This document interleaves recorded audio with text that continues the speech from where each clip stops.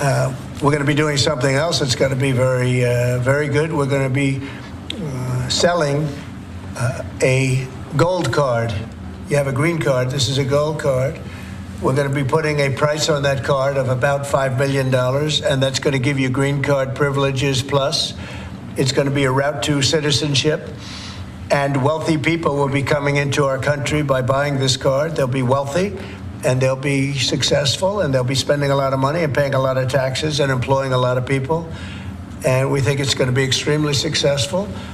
Never been done before or anything like this, but it's something that we're going to be putting out over the next, would you say 2 weeks, Howard? Do you want to say a couple of words about it? Sure. Mr. President, are there any requirements for that gold card? Do you have to invest a certain amount of money in this country in order to qualify for that gold card? Yeah, exactly. So the EB-5 program was really, you lend some money, but it was full of nonsense, make-believe, and fraud, and it was a way to get a green card that was low priced. So the president said, rather than having this sort of ridiculous EB-5 program, we're going to end the EB-5 program. We're going to replace it with the Trump Gold Card, which is really a green card gold. So they'll be able to pay $5 million to the U.S. government. They'll have to go through vetting, of course. We're going to make sure they're wonderful, world-class global citizens. They can come to America. The president can give them a green card, and they can invest in America, and we can use that money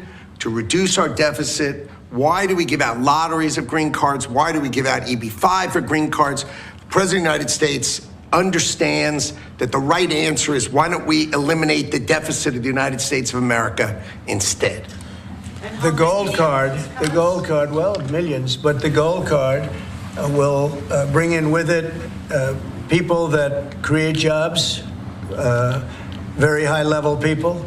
I think companies will pay to get people in. For instance, you today graduate from the Wharton School of Finance or Harvard or Stanford or any college, and nobody knows if you can even go to work for a company. So Apple and all these companies that want to get people to be working for them will be able to buy a card, and for the people that are number one in their class at top schools, I see that as one of the things. But generally speaking, it'll be people with money and people that create jobs, and they won't have to pay any tax on income outside of the United States, which they're not paying right now. They're not citizens, but they'll have to pay if they create jobs in the United States. They'll pay full taxes like everybody else. So you're getting big taxpayers, big job producers, and we'll be able to sell maybe 1 million of these cards, maybe more than that.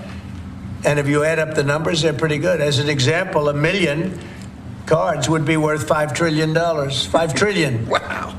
And if you sell 10 million of the cards, that's a total of $50 trillion. Well, we have 35 trillion in debt. That'd be nice. So we'll see. But